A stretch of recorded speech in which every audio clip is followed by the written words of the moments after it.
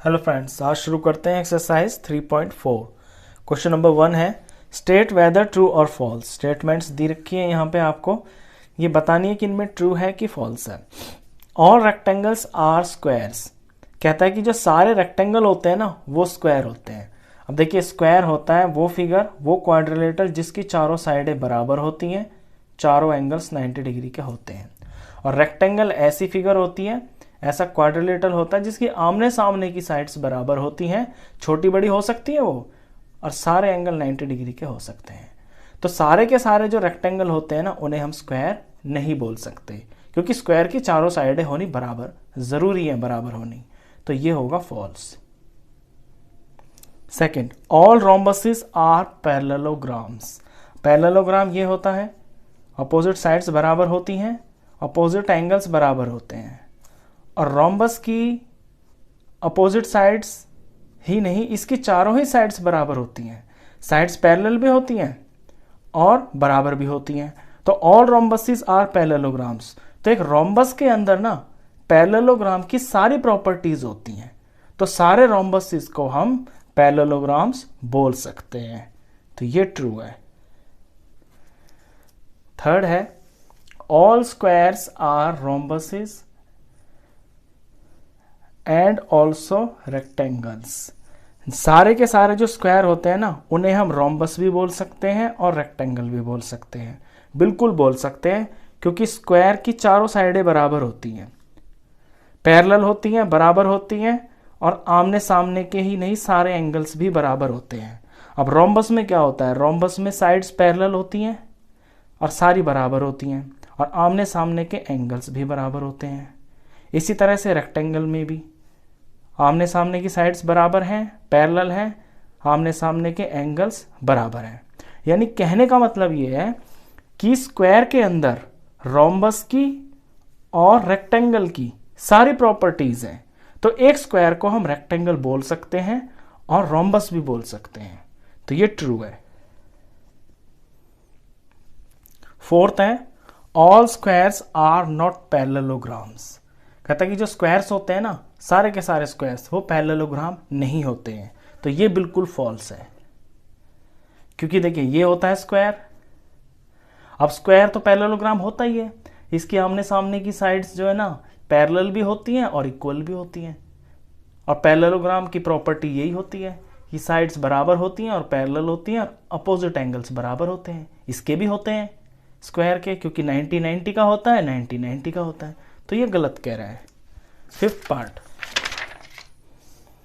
All kites are rhombuses. बिल्कुल गलत। देखिए काइट समझ ले पहले क्या होती है। काइट ऐसी फिगर होती है, एक रोम्बस को हम काइट बोल सकते हैं, लेकिन सभी काइट्स को रोम्बस नहीं बोल सकते। ये होती है काइट। इसके अपोजिट एंगल्स तो बराबर होते हैं, लेकिन जो साथ वाली साइड्स होती है ना ये बराबर होनी जरूरी है काइट के अंदर। जैसे कि ये दो हैं, ये छोटी हैं, साथ साथ है, ये छोटी हैं, ये वाली साथ है, ये बड़ी हैं। ऐसी फिगर को काइट बोलते हैं। अब रोम्बस की जो है चारों की चारों साइड्स बराबर होती हैं, ये चारों ही बराबर हैं। तो ऑल काइट्स आर रोम्बसेस, सारी काइट्स रोम्बस होंगी।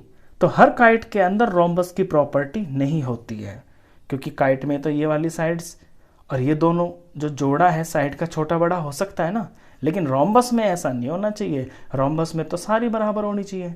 तो ऑल काइट्स रोम्बस नहीं हो सकती, ये false. All rhombuses are kites, ये इसका उल्टा है कि सारे के सारे जो रोम्बस होते हैं ना उन्हें हम काइट बोल सकते हैं। बिल्कुल बोल सकते हैं, क्योंकि रोम्बस के अंदर काइट की सारी प्रॉपर्टीज है। भाई काइट के लिए क्या होना चाहिए, आमने सामने के एंगल बराबर होने चाहिए, होते हैं रोम्बस के अंदर। इसकी साथ वाली साइड्स की लेंथ बराबर होनी चाहिए, इसकी होती है। ये देखिए रोम्बस में ये दोनों बराबर हैं, ये दोनों बराबर हैं। तो रोम्बस के अंदर काइट की प्रॉपर्टीज सारी हैं। तो ऑल रोम्बसेस आर काइट्स, ये ट्रू है।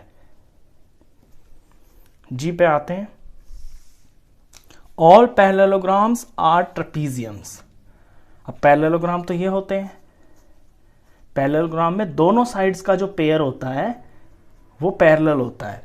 और ट्रेपीजियम में सिर्फ एक साइड का जो है पैरेलल होना चाहिए तो हमारा ट्रेपीजियम हो जाता है।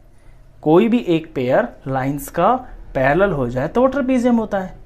अब देखिए पैरेललोग्राम के अंदर तो एक पेयर है ना, बल्कि इसमें तो दो है, तो एक तो होना चाहिए। अगर एक भी है तो भी वो ट्रेपीजियम ही बोला जाएगा। तो ऑल पैरेललोग्राम्स आर ट्रेपीजियम्स। तो सारे के सारे पैरेललोग्राम्स को हम ट्रेपीजियम बोल सकते हैं। तो ये ट्रू है। H पे आते हैं, ऑल स्क्वायर्स आर ट्रेपीजियम्स। अब स्क्वायर में भी वही है। हमें ट्रेपीजियम के लिए क्या चाहिए? हमें ट्रेपीजियम की यही कंडीशन होती है कि एक पेयर ऑफ लाइंस पैरेलल हो जाए, जैसे कि ये लाइन और ये लाइन पैरेलल है। और स्क्वायर में क्या होता है? स्क्वायर में तो सारी की सारी ही पैरेलल होती हैं, ये जोड़ा भी पैरेलल और ये भी पैरेलल। हमें सिर्फ एक पेयर चाहिए, एक पेयर होते ही उसे हम ट्रेपीजियम बोल सकते हैं। तो सारे के सारे स्क्वायर्स ट्रेपीजियम होते हैं। तो ये ट्रू। चलिए इसके बाद करते हैं question number 2। Identify all the quadrilaterals that have. सारे क्वाड्रिलेटरल्स पहचानिए जिनकी 4 साइड्स ऑफ इक्वल लेंथ, जिनकी चारों साइडें बराबर होती हैं। अब ऐसे कौन कौन से क्वाड्रिलेटरल होती हैं? देखिए सबसे पहले तो स्क्वायर ही होते हैं, क्योंकि स्क्वायर की चारों साइडें बराबर होती हैं। और दूसरा हो गया रोम्बस। रोम्बस की भी चारों साइडें बराबर होती हैं। तो ऐसे सिर्फ 2 ही क्वाड्रिलेटरल होते हैं जिनकी चारों साइडें बराबर होती हैं। सेकंड में कह रहा है 4 राइट एंगल्स। ऐसे क्वाड्रिलेटरल्स बताइए जिनके 4 राइट एंगल्स होते हैं। तो 4 राइट एंगल्स होते हैं, स्क्वायर में होते हैं। ये स्क्वायर है, इसके चारों राइट एंगल्स होते हैं ये। और दूसरा होता है रेक्टेंगल। रेक्टेंगल के अंदर चारों जो एंगल्स होते हैं ये 90 डिग्री के होते हैं। 90 डिग्री के को ही बोलते हैं राइट एंगल्स। चलिए क्वेश्चन नंबर 3 देखते हैं। क्वेश्चन 3 में कहता है एक्सप्लेन कीजिए how a square is a quadrilateral. एक स्क्वायर को हम क्वाड्रिलेटरल क्यों कह सकते हैं? अब क्वाड्रिलेटरल वो फिगर होती है जिसकी 4 साइडें होती हैं, और स्क्वायर की तो 4 साइडें होती हैं। तो अ स्क्वायर इज 4 साइडेड। जो स्क्वायर होता है ना वो 4 साइड वाला फिगर होता है। तो so it is a quadrilateral. तो जिसकी 4 साइडें होती हैं वो क्लोज्ड फिगर होता है, जो उसे ही हम क्वाड्रिलेटरल बोलते हैं। अब एक स्क्वायर को हम पैरेललोग्राम क्यों बोल सकते हैं? A square has its opposite sides parallel. एक स्क्वायर की जो अपोजिट साइड्स होती हैं ना वो पैरेलल होती हैं। So it is a parallelogram. तो इसे हम पैरेललोग्राम भी बोल सकते हैं। स्क्वायर को रोम्बस क्यों बोल सकते हैं? A square is a parallelogram with all the 4 sides equal, so it is a rhombus. एक स्क्वायर जो है पैरेललोग्राम तो वो होता ही है क्योंकि साइड्स पैरेलल होती है, और उसकी चारों साइडें भी लेंथ में बराबर होती हैं। अब जिसकी चारों साइडें बराबर होती हैं और जो पैरेललोग्राम भी होता है उसे हम रोम्बस बोलते हैं। तो एक स्क्वायर को हम रोम्बस भी बोल सकते हैं। अब स्क्वायर को रेक्टेंगल क्यों बोल सकते हैं? A square is a parallelogram with each angle a right angle. यहां पे राइट आएगा, so it is a angle, so it is a rectangle. अब स्क्वायर एक पैरेललोग्राम होता है। Square is a parallelogram with each angle a right angle, और इसका हर जो एंगल है ना वो 90 डिग्री का होता है। So it is a rectangle, इसलिए इसको हम रेक्टेंगल बोलते हैं। अगर कोई देखिए ये पैरेललोग्राम होता है, अगर इसको हम थोड़ा ठीक कर दें ऐसा हो जाए तो इसके एंगल्स 90 के हो जाएंगे।